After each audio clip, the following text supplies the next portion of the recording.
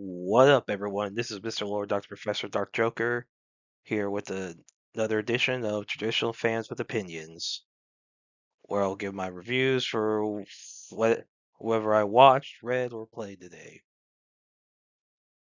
And who are Traditional Fans with Opinions? That is myself, and that is you, the viewers. With all that being said, on with the reviews. To Your Eternity, Season 3, Episodes 19 and 20. So in these episodes, so basically, Fushi's group tries to save Mizuha from the knockers, and Yuki deduces that the Mizuha they're talking is actually the knocker. That Mizuha is actually dead, which was expected. Like so and the knocker gives Yuki a Thea wire. Yuki just drinks it, not thinking about it. Everyone's like, could that be poison? And and it is revealed that there is some knockers inside. So Yuki has knockers inside of him, but he's completely fine with it.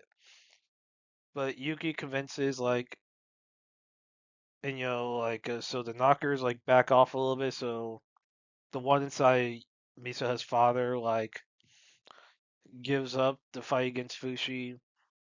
Basically, it looks like, and the knocker side of Misa, it basically looks like there's a chance of coexistence. So that's what episode 20 deals with. Obviously there's concern. So the Beyonder had removed the knockers from Tanari. Fushi wants the knockers removed from Yuki. Yuki says no. It's like, no, we gotta learn to coexist. I'm fine with this. I'm thinking, you freaking retard. You are retarded, Yuki. You drink a poison thing of water, knowing it could be poison. So you're like, oh no, we gotta learn coexistence. Okay, coexistence is fine. Don't freaking drink a thing of poison. Like, poisoning does not help with coexistence. It's just fact. And so, obviously, everyone who was involved in the whole Docker attack at the school, along with everyone else who was absent, they have to deal with, because the police are investigating pure whatever's going to be prank if there's actual criminal act. Bond's able to use his influence to basically his foundation whatever is able to get the police to stop investigating, but all the students they have to give their statements. Yuki says, oh yeah, it's aliens called knockers. And the teacher yeah, no. Basically they have to seems like everything calms down. Hirotoshi gets his own place. Um he doesn't I guess he cleans himself up a little bit. Um why Mimori's there, I don't know. Mimori should not be anywhere near him. So yeah, and I guess Yuki said he used to use Hirotoshi's apartment as to help talk about the knockers for because Yuki's idea is still hey, get people to get used to knockers so that they could get coexistence. And so the knocker that was possessing one of the kids that the Beyonder's being raised with, explains that that knocker was sent to Earth during the past, all the stuff in the past, and Rinreal was killed basically immediately, and was told when next time descended to be smaller, you know live amongst the humans and all that. Didn't know what, and basically that knocker didn't know what the whole grand scheme was. And so Mizuha Mizuha readjusts back to school. Like I don't know if her ghost went back into her body, say her parents. I don't know if the ghost went back to her body and the knocker left, or if it's the knockers just coexisting with her. I have no idea. I it's a little confusing there. Same with her parents and all that, because there are some questions there. And then Beyonder gives Fushi all his powers. basically the Fushi will become something like the Beyonder, and we'll have to keep an eye on the world, keep an eye on the knockers. Basically, we'll have to see every in order to I guess keep peace, or whatever. Now, what happens to all his friends? Who knows? That will be dealt with in the rest of the series. And yeah, so obviously there's still um a few episodes left. I mean, there's gonna be 22 episodes, so there's like two more left. There are two more left that will end like this series. See, I thought I thought the Yuki, I freaking dislike Yuki in these last few episodes. I'm like, he has seen knockers be freaking evil, do freaking messed up stuff.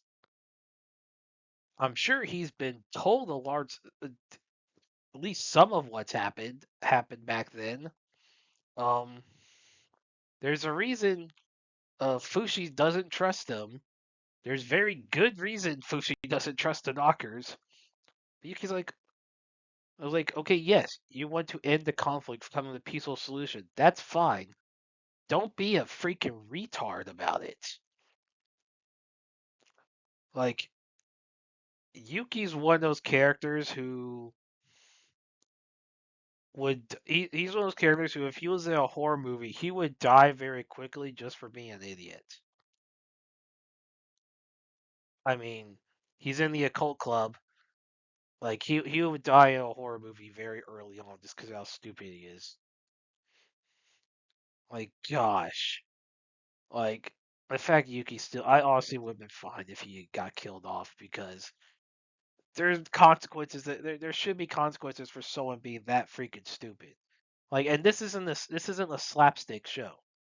This is more of like a drama show. It's not very slapstick, not a lot, not very. It's not one that it's not something, let's say, like One Piece, Fairy Tale, or My Hero Academia, or some one of your classic shonen ones that where yeah, slapstick comedy stuff is a regular part. So this is To Your Turn is not a show that can get away with some of the stupidity shown by Yuki.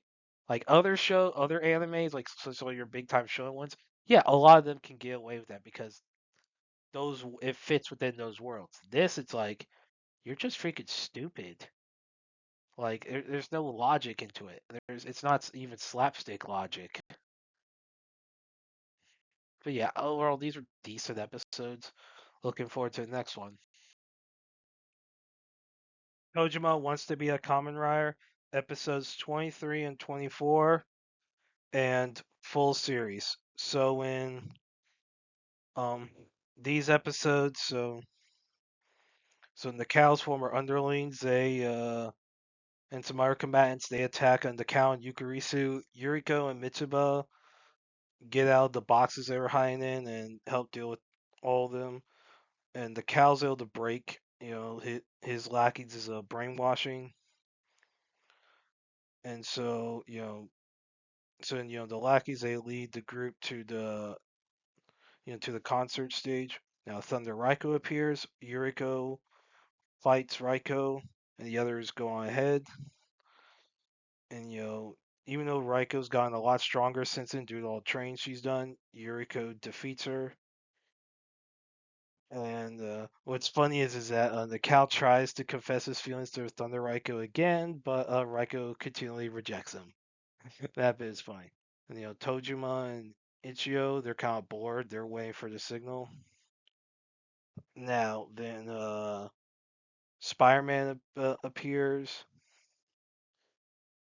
and Tojima and Ichio assume he's working with Batman, but Spider-Man's only interested in what's going to happen in the fight. Like, I don't know how much Spider-Man actually cares about the world domination thing. He may as well, he just likes combat. So, Tojima and Ichio have to fight some combatants. And then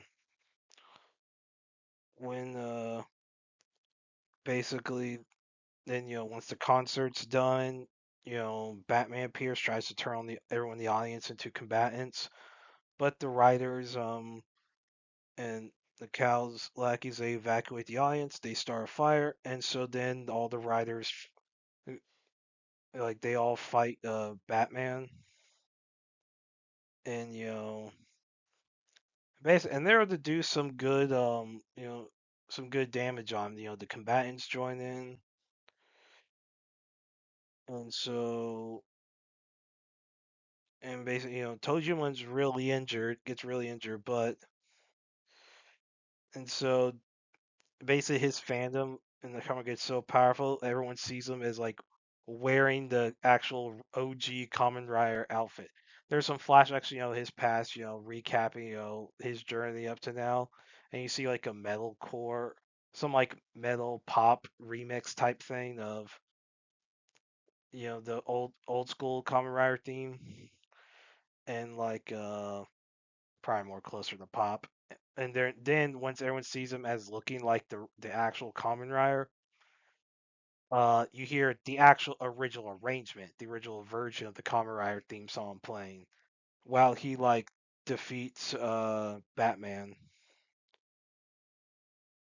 And so Spider-Man grabs Batman's body and asks if Tojima is trying to wants to prevent Shocker from taking over the world. Tojima says yes, and Spider-Man leaves. And everyone looks at Tojima, asking if he's alright. Tojima removes his mask, and a big flood of tears comes from his eyes because he had just beaten Shocker, fulfilling like his dream. And so, everyone's recovering in the hospital. Yuriko is like cutting apple slices for Ichio, and it's implied that she might reciprocate Ichio's feelings. And you have a funny bit where Yukarisu tries to feed Mitsuba apples through like mouth to mouth or then the ramen shop owner brings some food over for Tojima, and then there's like a news footage of like there's some new Shocker robberies going on. Whether or not it's actually Shocker, whether or not it's just some other copycats, we don't know. Like Lisa, like that's not explained. So it's not the cow and his lackeys. They're in the hospital, so it's obviously not them doing it. Like if that's live footage, and it seems like given what's out, I don't think the cow's gonna do any of those Shocker robberies again. Probably because he doesn't want to deal with Tojima. But yeah, so then like all the writers they want to get back into action and deal with the robbers. But yeah, I thought these were good episodes, good way to end the series. Hopefully we get another season because I think there's enough to where they could get a few more seasons in, another at least one more season in. But yeah, I thought these were good episodes as far as the whole show. I thought it was a decent show. Like, yeah, I mean, it's just a bunch of fans of the Kamen Rider series, like, uh, like basically fighting crime against the real Shocker. Like, it's so stupid, but it's so funny. Like, you think it'd be something really stupid, but it knows how silly it is, and it leans into it. And basically you have they're inspired by superheroes to like actually do good. That's something that's commendable. You know, and yeah, I thought this was a good show. You know, the music is really good, the animation. Yeah, I thought this was a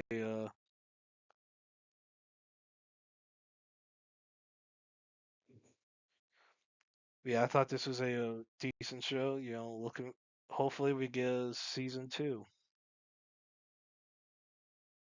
Digimon Beatbreak episodes 22 and 23. So in these episodes, tactics, they're like fugitives now. So Kyo, tries to attack.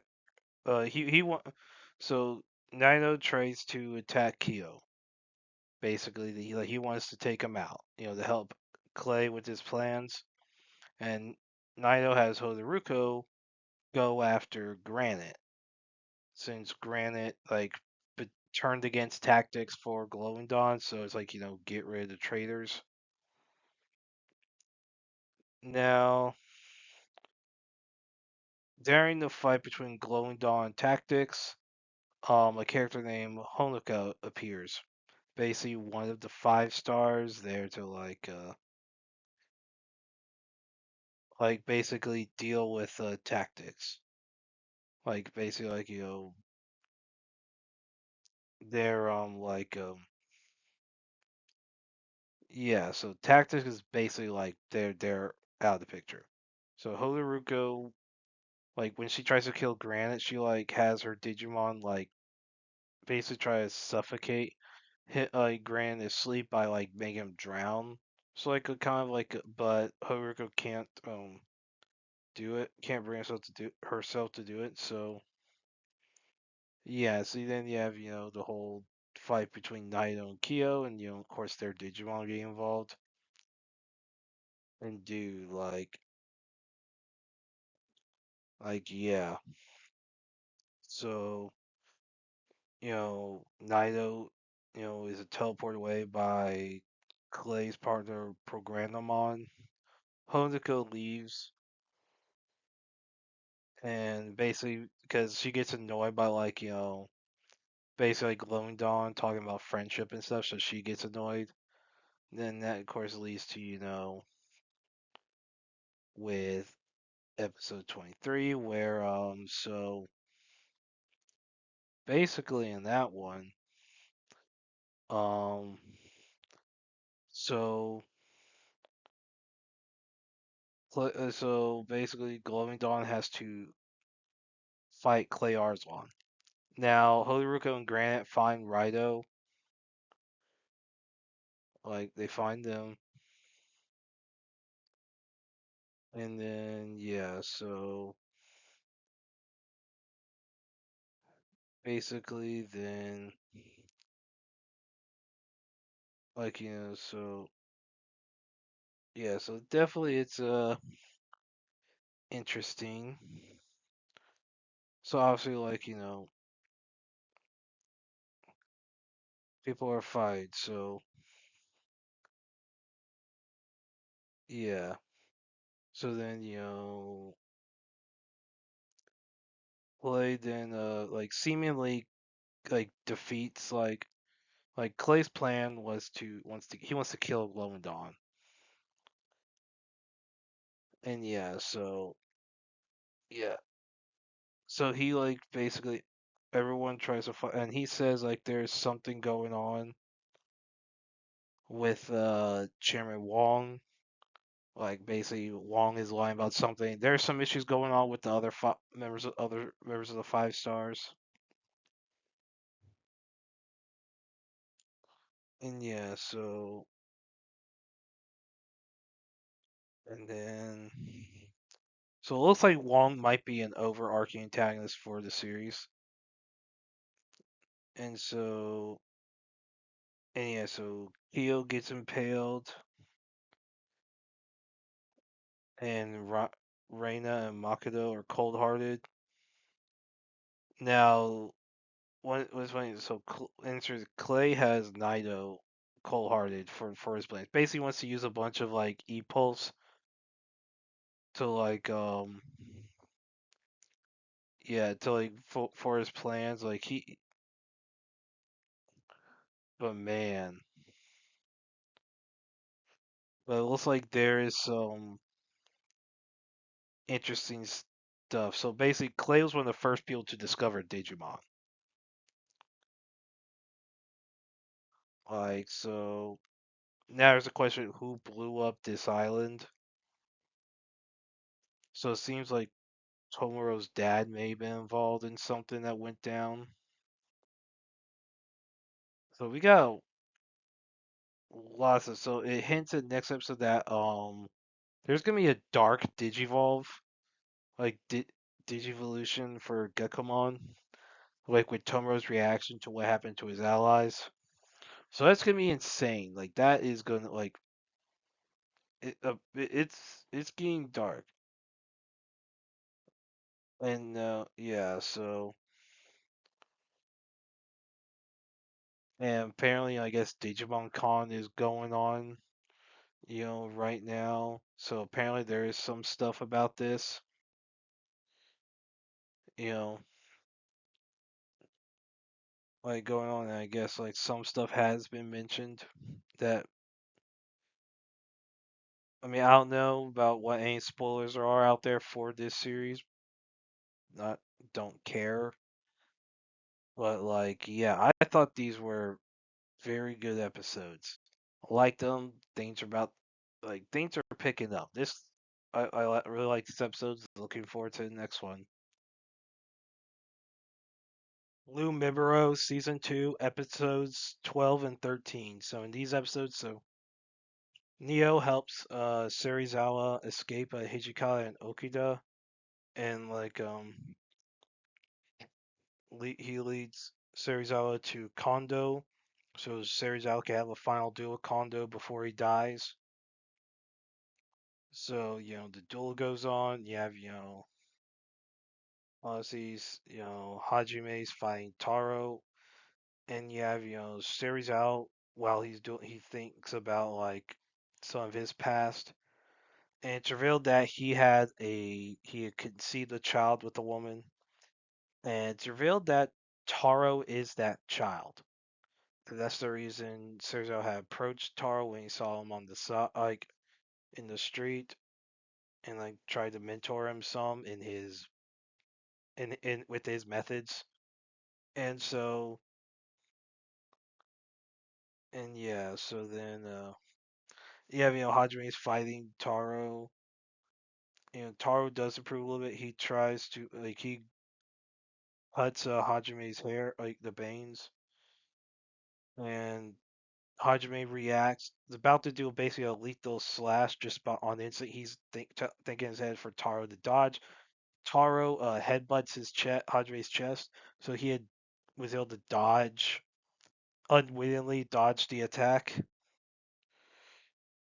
And Hajime's like, relieved because he would have regretted it if Taro had died. And you see, Neo watches the duel between Kondo and um Serizawa, and Kondo wins. Serizawa they he basically is exhausted at that point. Like he collapses. And, they talk like about basically they don't hate each other. Like Kondo said Serizawa, if he wanted to, could have split the mirror into two, but didn't because he didn't want to prevent war and bloodshed. So Kondo says he appreciates Serizawa for doing that. And then and yeah, so basically then yeah, so once that happened, like then like and Serizawa says that Kondo's a true samurai. Do like he believed Kondo was lacking some like mental or emotional thing that he himself was missing. So he basically like you know Serizawa, despite the fact that their faction, there was a Kondo faction, Serizawa faction, and the Miburo, and there was some conflict between the factions. The two leaders themselves didn't hate each other. They highly respected each other, and like, and they each saw the other one as a true samurai. And he tells, and and so Kondo leaves. Neo like pulls out his sword because he like so for him so that basically he has to be since Neo's not biased for either faction. He basically I guess has to be the one to put down Surizawa, and since he's one of the inspectors, and so Surizawa you know talks to Neo, and basically, and then yeah, so Leo mentions that he never had a father. Rossi went no. Like Serizawa mentions like his father or something, and Neo says he never had one, so he wouldn't know if he ever saw him. Serizawa asks if he had fulfilled the role of as of like a father like figure for Neo, and Neo says yes. And Neo then pulls like grab the sword and then finishes off Serizawa. And yeah. So and Neo like he's like broken. Like he has Serizawa's blood on his hands. And he's like basically some of the others. So Hijika and Okida find you know they find Serizawa. They don't know who killed him. Then they go to Miss Miyabi and her kids. Ask you basically ask if she's all right. They saw any of the intruders. You know Miyabi says no. So, but one of the kids is injured because Okida like the sword accidentally nicked him. When Okida fell, and so and when the inspectors arrive, and before it, when the inspectors arrive, Hijika and Okida tell the inspectors that the Chosu killed him, and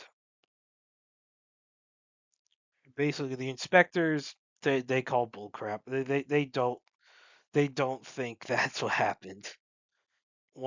And then so the inspectors look at Serizawa's like death wound, then the wounds that killed some of the other people there, and basically inside the house. So you had the woman, then you had the other dead center. Basically, it's a lot more um like it's a the ones inside the house were a lot more professionally done. The one on Serizawa was not. So basically, then for the for and so when it, so you had the inspectors, you have you know Asano and Hayashi, who are like two of the main they're discussed. They basically didn't suspect that since Neo's missing, and then when they find Neo basically laying down in the rain, and they see some blood on his hand, they suspect Neo was the one to kill Serizawa, which was accurate because that's what happened. So yeah, and Asano wants to expose everything, just let it all out in the open, figure and basically because but she says that's not going to help anyone, even if they expose it, because yeah, Neo's involved, Hichika, Okida, yeah, they're involved. Like they did, like there is like you know if they do that, basically there's concerns that will fracture the Miburo and like cause a bunch of problems. So Asano seems to agree to do that, and like you know so what happens. So yeah, so now we'll see what happens. So Neo, who was not really in either faction, is the one to put down Serizawa. So now we'll see like what happens now. Like what happens now with that? Because I would say these were very good episodes. So next episode looks to be the last one. We'll see how it happens. But yeah, I thought this was a you know very good. These were very good episodes. Looking forward to the next one. Dead account episodes 10 and 11. So in these episodes, so Kasaba is revealed to be a flame baiter, Basically, he had, I guess, hated trolls and became one himself. Yeah, and then basically because there was a video, I guess, of Kasabata being a delinquent, and his mother had saw it before she died, and that the shock of him being a delinquent like contributed to her death.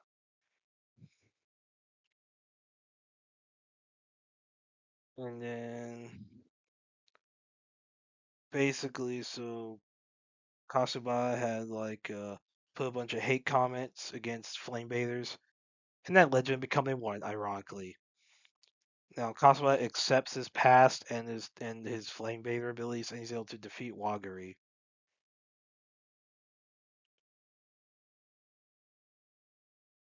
And and so Soji, and so basically his opponent, his so Tsurugi surrenders. Basically Soji beats him up, and then Tsurugi surrenders, apologizes for burning the hairpin. So the only opponent left is Ashina, who has an ice cyberkinesis ability. Who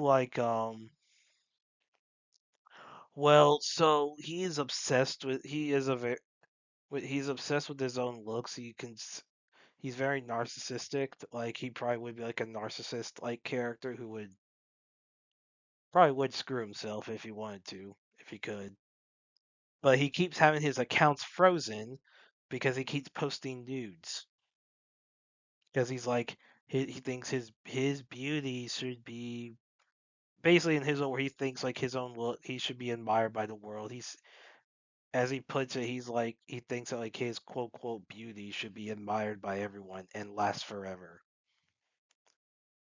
Like it's kind of weird. I mean, yeah, the guy should be I would say should not be frozen.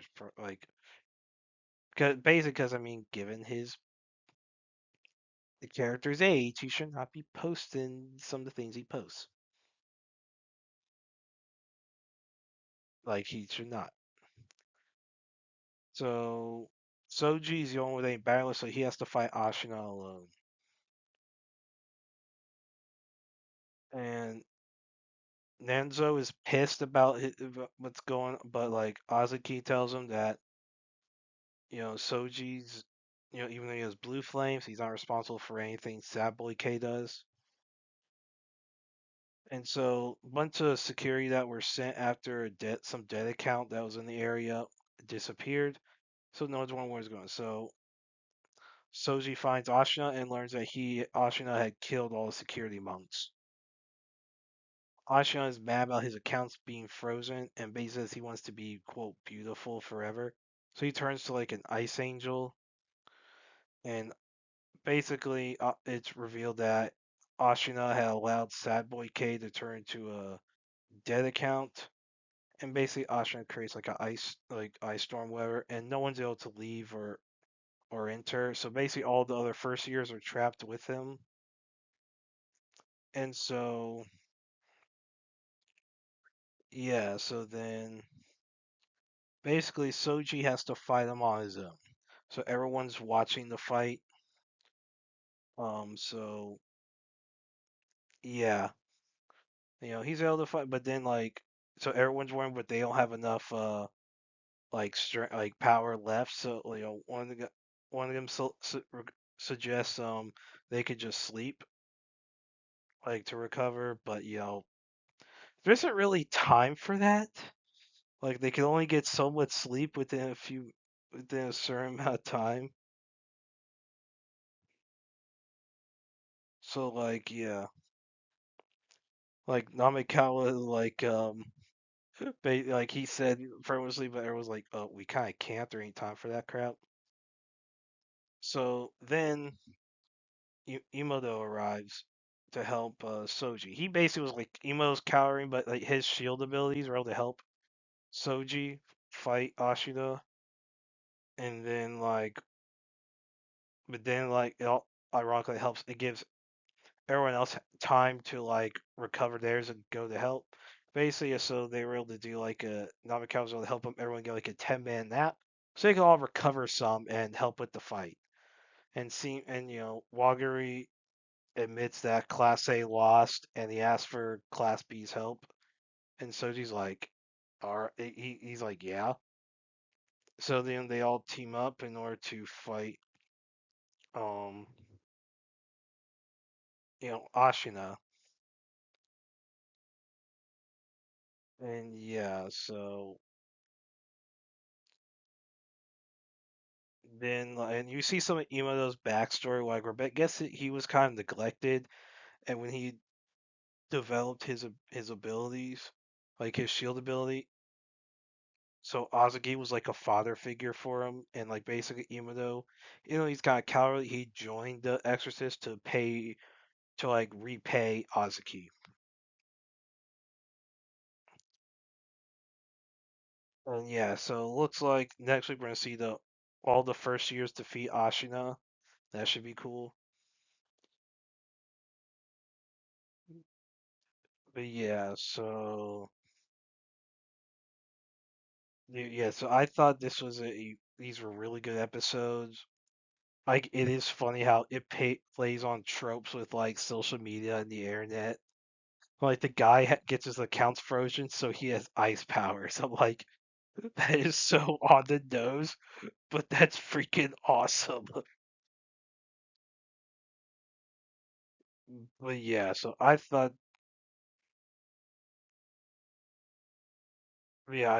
this was these were really good episodes. Um, Looking forward to the next one. Scum and the Brave, episodes 10 and 11. So in these episodes, Yashiro, Jogamine, Indo, and Sarah keep fighting their opponents. Jogamine refuses to kill, her opponents. Yashiro yells at her for it because it keeps causing problems. So Coffin appears and gets on to Yashiro for not joining her group, even though he had been invited multiple times. Yashiro asks for information on Half Dragon, who Coffin does not like. And so Coffin offers to tell him everything if Yashiro defeats her storm guards. So, you know, then you see like these mutants attack, and Coffin leaves, kind of pissed off. Endo recognizes the mutants as Nephilim, and she gets pissed because of some of her, I guess, her past interactions with Nephilim. Yashiro saves her, but Endo's hurt, and so then like he tries to like teach him um how to fight individually so that they can have a better chance against their opponents.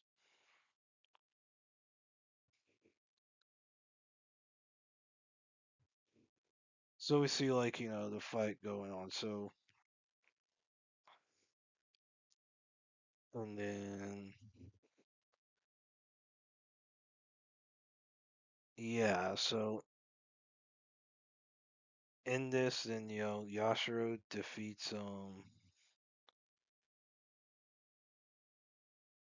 this you see all the people like basically they keep fighting, and Yashiro gets really hurt.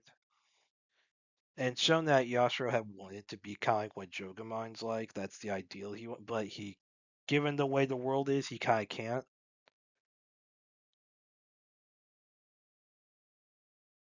And then, yeah,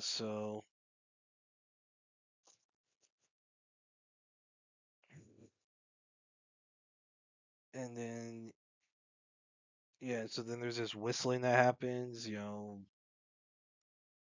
Aki and the mutants and the Nephilim are affected by it. Now we don't know why. Like Jogamon was affected by it, and then yeah, so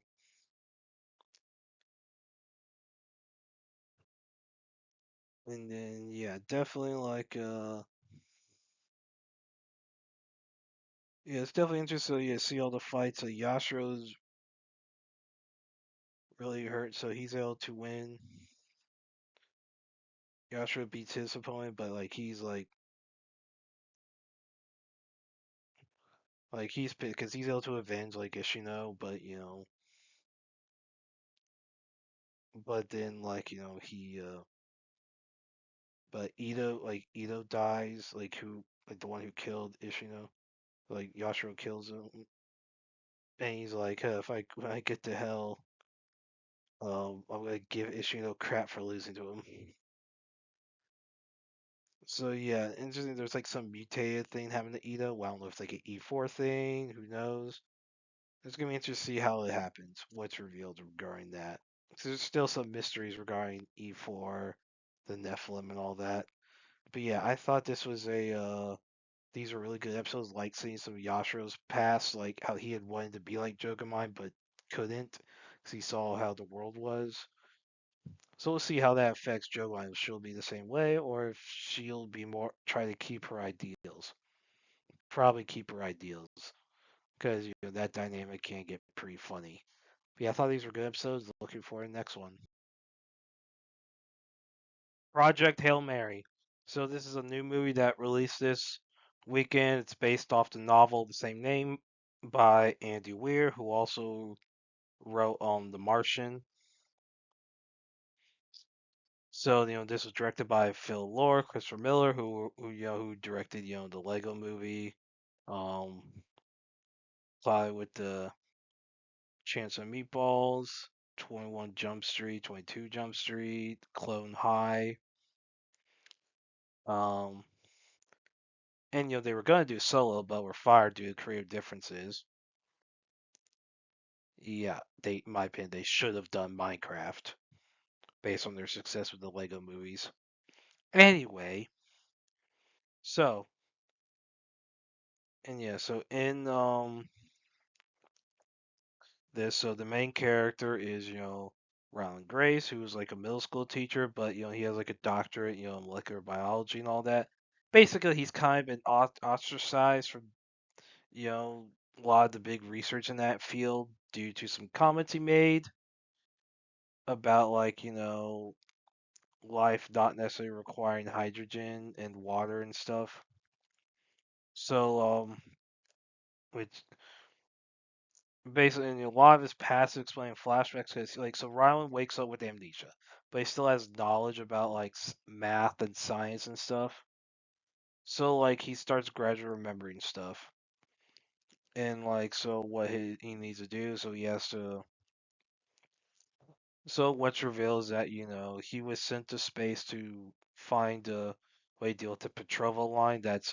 So Petrovas made up these microorganisms called astrophage that absorb energy from the sun, and basically within 30 years the sun's going to go out, and basically there's going to be a lot of problems going on. Like basically humanity will basically be wiped out. So Eva Strat, who's a government agent, recruits Grace to help and a bunch of other science to study astrophage. And so basically what happened is, so the Hail Mary, which is the name of the ship, Project Hail Mary, basically its fuel cells are powered by astrophage. Like they can be a very powerful fuel source, although explosive if handled incorrectly. Grace figures out how that they basically they go to Venus to breed because of the carbon dioxide on Venus. So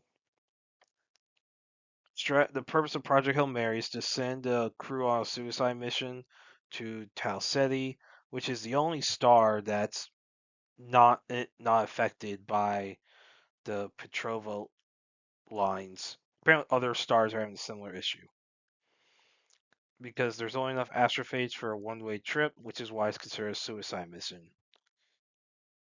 And basically, probes will send the crew's findings back to Earth. Now, and Grace doesn't remember how he necessarily got there, so he gradually remembers that he was one of the big head researchers of it. So Grace is heading, his ship's heading towards Tal City.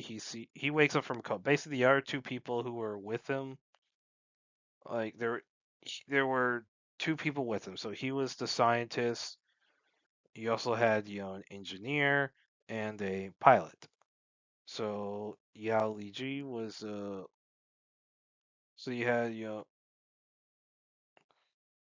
basically you had everyone so a lot of the everyone else had died. Like everyone else, all of it, the rest of the crew had all died. Like Yao Li Ji, Alicia, Lukina, um, like they had all died. You know, Liz Kingsman, like every character besides besides Grace has died. Like that was on the crew. Everyone else has died. So yeah, so he's the one left. Like so he was in a coma for like 11 years or whatever. So when Grace gets to Tal Ceti, there's a alien spacecraft that's basically doing the same mission as him. Basically, this the craft docks a tunnel between the two ships, and Grace approaches it. So the ship is made out of, and the is made out of and guess whatever items it sends over is made out of xenonite, as Grace calls it. Basically, it's xenon made solid. Now, xenon's a noble gas. Um, so like, and the basically that alien had entirely made out of solid xenon. So probably some advanced technology. So and Grace meets the alien. It's a five-legged alien, like small one, like made out of like a rock like thing, and like so basically, so Grace names the alien Rocky due to it looking like a rock, and like so basically it's revealed so rocky species they use echolocation to communicate, well to see, and like due to how the sounds it makes, he's able to create a way to translate so he and Rocky can communicate with each other. So Rocky's a mechanic and was the sole survivor of his mission. Everyone else died of radiation poisoning. And so the two of them work now their atmosphere they can't survive in each other's atmosphere, so they have to have like so when Rocky comes aboard Grace's ship, he has to be inside this little ball or whatever. And it's kind of funny the whole sequence of him going around. And so they communicate and like basically work together to how to do it. And so it's where that Rocky came from the 40 Iridani system, so triple star system. And so basically, so Rocky's race is called the Iridians, and then and so like they're talk like basically they discuss things about Earth, and Rocky reveals that he had a mate on in his home planet that based on name like trying to find a human name basically then Grace comes up with the name Adrian for it after Adrian the character from the movie Rocky. And so Grace shows Rocky the movie Rocky. And so when they get to Tal Ceta Petrova line, they find the planet Tal Ceta E, which is that is actually a so Tal Ceti is an actual star that exists. Like it's an actual star, like within the Cetus constellation, and Tau Ceti E is a planet that's believed to be orbiting that planet. And basically they go there. So on Tau Ceti E, um, now Rocky thinks that Tau Ceti E is just an uncreative name, so Grace recommends the name Adrian after Rocky's mate. So it's real. Tau Ceti E has a microorganism that consumes astrophages, and so the population of the astrophages control, which allows that planet to control the line to be stable, and not destroy the sun. So Rocky learns that Grace can't return home, and Rocky offers to donate some of the his astrophage to refuel the Hail Mary, which allow him to return. Now Rocky apparently still also had enough to return home as well. And so the two of them work together to capture some of the the predators, and they're but fuel leak knocks causes the ship to spin, knocks Grace unconscious. Rocky breaks his spacesuit to save Grace, but he's really injured, like due to the atmosphere. So Rocky recovers in hibernation. Now in the book, apparently Grace has to do some surgery on Rocky to help him live. And well, anyways, there's a lot of science stuff they have to trim down in this due to this being a movie, not a series. They're able to explain it well enough. So Grace like figures out how to breed the predators, which he calls the Talmiba. Basically, short, basically you have Talceti E, and then basically it's like an amoeba. So and then Grace calls it Talmiba. So Rocky's able to recover, and he and Grace they say goodbye to each other. They each have samples of the Talmiba, and basically they consider each other friends. So on the way to Earth, it's revealed that the zeonite containers that Grace had put the Talmiba in order to keep basic that the Talmiba had evolved enough to where they could pass through the zeonite containers, and that they were consuming some of the fuel. Grace is able to contain the problem, contain the Talmiba, and fixes the Hail Mary enough to where he can fixes the issue. But since Rocky ships made entirely out of Talmiba, when the Talmiba get out of Rocky's ship and all the fuel is going to be eaten. Rocky would be stranded. So Grace at this point remembers his pet, where he remembers he was basically forced aboard. That he refused to go when the other scientists were dead. He was the only one left, and he was basically forced to go after he refused. He refused. He ran off. He was captured. He was basically captured, knocked out, and forced on the ship.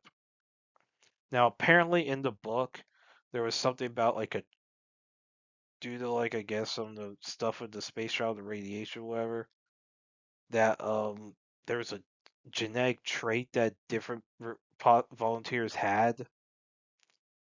Um, Different people involved in the project had to have in order to be able to go into space, and apparently Grace had that trait, but still didn't want to do it in the book, and basically he was forced to do it.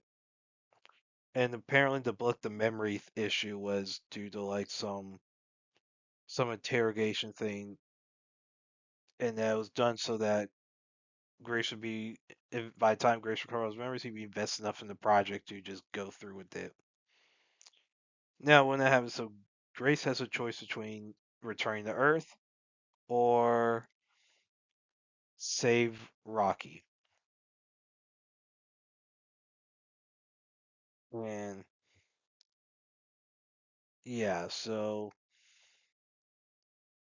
like, so Grace chooses to save Rocky. He sends his data and his Talmiba samples to Earth and the probes, which does reach Earth. So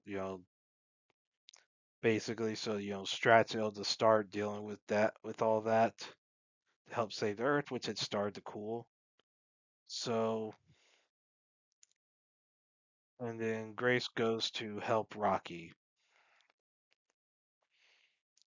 and then so basically Grace ends up taking Rocky to, you know, to his home planet, and so basically while Grace lives on the planet, the Iridians made a biodome for him so that he could live. And so it's revealed that the Iridian scientists have prepared the Hail Mary for a possible return to Earth. And while thinking about whether or not he's gonna leave or not, Grace starts basically Grace has become a teacher for Iridian. So he starts teaching so he goes back teaching some Iridians while he thinks about whether or not he's gonna return to Earth or not. And that's how it ends. Seriously, say this was a fantastic movie. Yeah, some of the science stuff, some like the things that go into it is left out. I kind of wish some of that could have been brought in more. But here's what I say: this is a great freaking movie. Like I'm actually interested in reading the book. Like I looked up some of the stuff with the book, and like, yeah, this looks freaking incredible. Like this is a great movie. Like it makes me really interested in reading that book. Like Ryan Gosling probably will get nominated for Best Actor for this, or at least he should. He should at least get a nomination, if not an outright win. Because his performance in this is freaking phenomenal. Like, I mean, Gosling was also a producer on it. I mean, yeah, like because Gosling is a good actor. He can act. I mean, yeah, he's never won an Oscar. He has a pretty good chance of winning an Oscar this year, for this year, for well next year's Oscars, this year's awards. Um, he does a very good job, and he's had a good career the past few years. Like he's done decent amount of movies. Like he's done a good job. Like like he's very good, and and yeah, so you had so James Ortiz does a good job as the voice of Rocky, and yeah. And so basically, and Rocky was they used puppeteers to handle like Rocky, like basically they get puppeteer like they so it's practical, so they do actual puppets. The puppeteering for it is actually done really well. Like it's done really well. And the music. This is probably one of the first American movies in a while that actually remembers that music can be a freaking plot point. Because not many movies do that now. Do that, especially in the U.S. Like it really is usually like Japan that does the good job these days of actually using music as a plot point. I mean, Song of Ice and Fire shows do that, but I mean, they do like with Dan Romer for Nine Seven Kingdoms, Roger Diwaldi for Game of Thrones, and basically like, they do it, but like and anime Godzilla they do it. Well, Japanese Godzilla, not necessarily too much the American Godzilla. But that's all. Anyway, the composer for freaking Project Hail Mary, like Daniel Pemberton, he does a freaking great job. Like, dude, like the music is a freaking character in the movie. Like it is done very well. Like it does a lot for me. I mean, and the thing is, you kind of need that. That basically you have one. You basically have two characters for most of the like movie. You have, you know, Grace and Rocky. Like, and Grace basically being the primary point of view. You don't really have too many other characters outside of flashbacks. Like, so the music definitely needed to be on point for this, and it was. It was done really well. Like, at the time of recording this, Project Hail Mary is the best movie of the year so far. Where that'll stay the same, I don't know. I mean, because you still have, Godzilla, Michael, Super Mario Galaxy. I mean, there's still some heavy hitters coming up. Like there are still some heavy hitters coming up this year. You know, but yeah, I thought this was a great movie. I highly recommend watching this. Well, that's it. Did y'all like the stuff I reviewed? And if you have your own opinions about all that, you put all that in the comments. Thank you for watching, and like, subscribe, and all that. And look forward to the next video.